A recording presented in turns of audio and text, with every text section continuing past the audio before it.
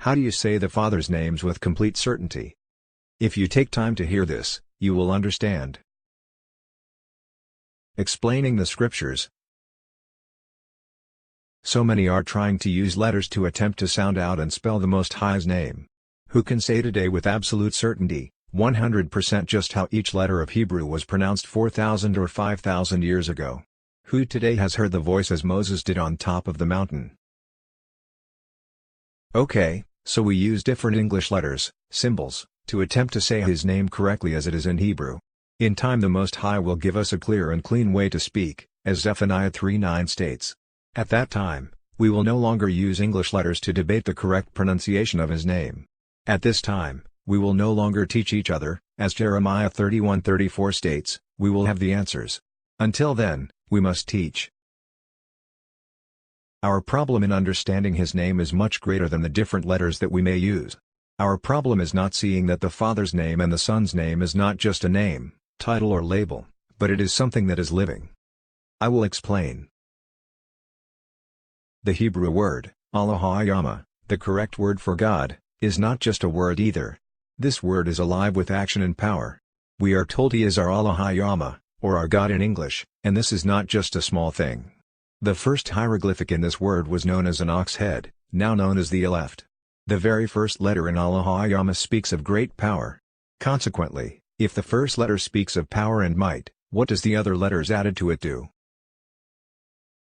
The word Elohim is always a plural word and never singular. This Hebrew word is defined or expressed as strengths, powers and mightinesses. In each letter of this one word represents many mighty things. So again, to say Elohim, sometimes seen as Elohim or God, is like saying a book unto itself, which speaks of mighty things. If you call the Most High the plural Elohim, then you are saying he is mighty in many ways. Side note, Elohim, El, and God are not the best translations in truth. It gives honor to false mighty ones, and therefore, it should not be used. Now, to pronounce the Father's name correctly. 1. Understand what it is to say the word name in Hebrew. In Hebrew it is pronounced Shama. The word name or Shama is defined as authority, character, title, label or asking regarding a position of, or an authority of. Therefore, in Exodus 3:13 Moses asked for more than just a title or label. He was asking about the authority with its power to free the children of Israel. 2. The reply, I am, that I am, or in Hebrew, Hayah, Ashara, Hayah, is defined as, to exist, or the existing one.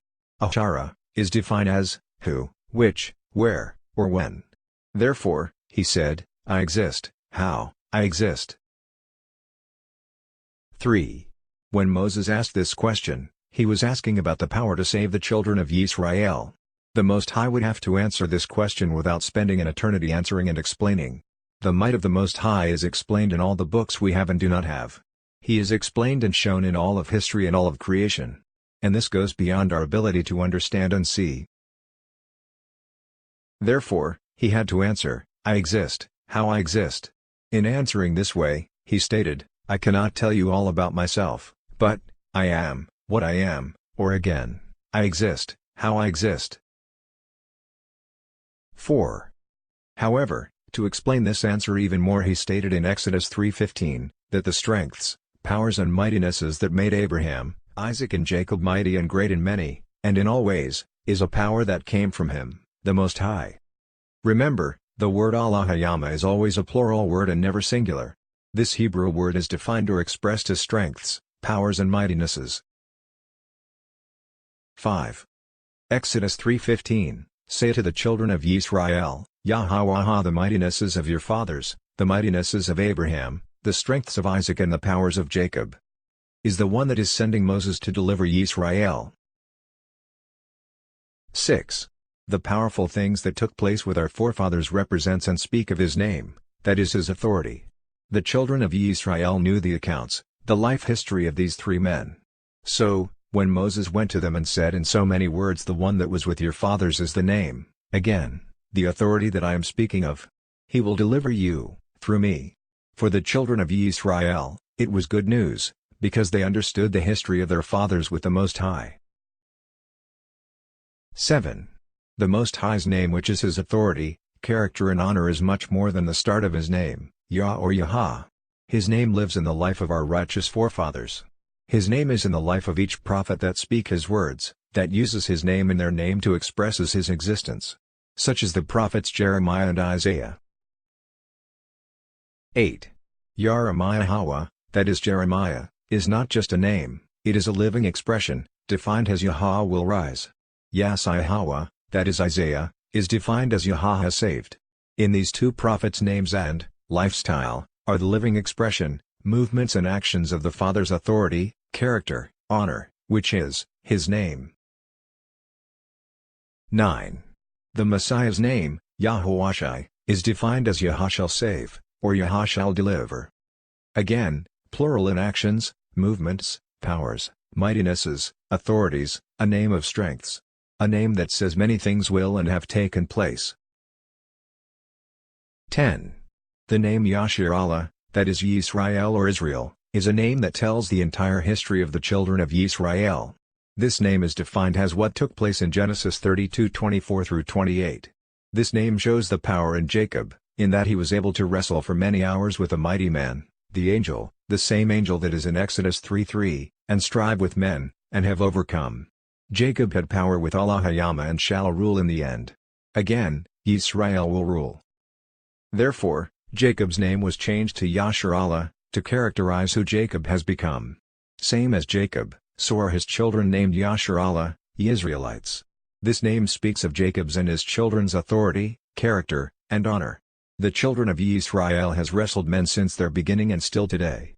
They have wrestled with Allah, that is God, in not wishing to obey his commands. Still to this very day, nevertheless, they will overcome. The overcoming comes in the new world that follows. In the end, the children of Yasharallah will rule with mightiness and with Allah. 11. The Most High's name is not just a name to say. It is a living name, full of history, movements, actions, works, deeds, great things, mighty things, love and on and on and on. His name shows the personality of all his laws and teachings. These commandments speak of his character, nature, and name. The Torah, teachings, is his name, nature, and character. 12. Every word he speaks is very much alive and moves in endless great ways. Therefore, we are to live by every word, saying and teaching that comes from his mouth. Deuteronomy 8:3. And he humbled you, and let you suffer hunger. And fed you with manna, which you did not know, nor did your fathers know, to make you know that man does not live by bread alone, but by every word that comes from the mouth of Yahweh. For a start, I know of no better way to say his name than to say Yah, Ha, Wah, Ha, Yahweh. But if we are not living his teachings, Torah, we are not saying his name at all. The Most High's name is said in everything about him. To say the Most High's name is to speak everything about him. To say the Most High's name is to guard and keep all his commands and teachings. To say the Most High's name is to follow all his teachings. Still, most of all, to say the Most High's name is to trust and believe in the Son, the one chosen to be his word. The Son, Yahushua, is the complete expression of the Father. The Son has been the speaker, the voice, the word or words of the Father. This is also the same one that Jacob wrestled with in Genesis 32:24-28. John 14:1. Let not your heart be troubled. Believe in Allah. Believe also in me. John 17:11. And I am no more in the world, but these are in the world, and I come to you. Set apart, Father, guard them in your name. For the Father to guard his children Yisrael in his name, is to guard us in his power, might, authority, character, nature, and ways, which you have given me, so that they might be one, be like us, as we are. Praise Yah. Hallelujah. Hallelujah. Please add comments regarding the subject of this explanation. Also, please subscribe to this channel to be notified of many other explanations explaining the scriptures. Thank you for your time. Shalom always.